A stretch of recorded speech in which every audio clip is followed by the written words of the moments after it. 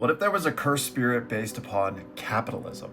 Let's talk about it. All right, shout out to Mark for asking me to do this today. And first and foremost, what is capitalism, right? Well, it's an ideology. It's an economic system where the means of production is controlled by privately owned entities, corporations, and they are operated for profit. It's basically a system where the market would be determined by supply and demand, at least in a perfect world, right? But, ultimately, capitalism is about the capital. And a cursed spirit based upon this wouldn't be based upon those ideas in a vacuum, but rather the fears and negative emotions that surrounded that thing. So what would this look like in JJK? Well, we don't have to search far here because the horror surrounding capitalism has existed as long as capitalism has, because while it could be a great idea in a vacuum, it is always going to come down to human greed, and this has often been represented by monstrous entities throughout time across the world, often for whatever reason taking the form of kraken or leviathan-esque creatures, just taking a hold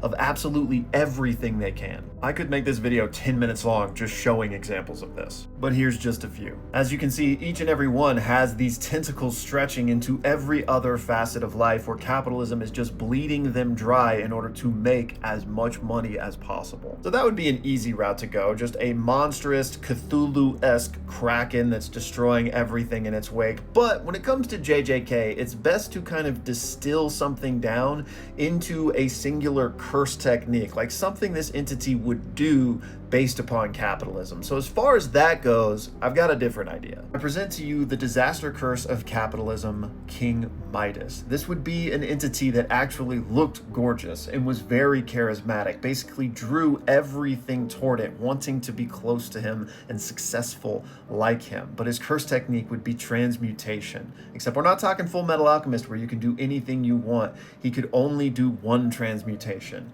Take something and turn it to gold. And in order to empower that, everything else around it must decay. This would be a cursed spirit determined to eradicate all life on Earth in favor of instead transforming it into golden shrines in his honor. Can you imagine? It's a good thing that this doesn't exist.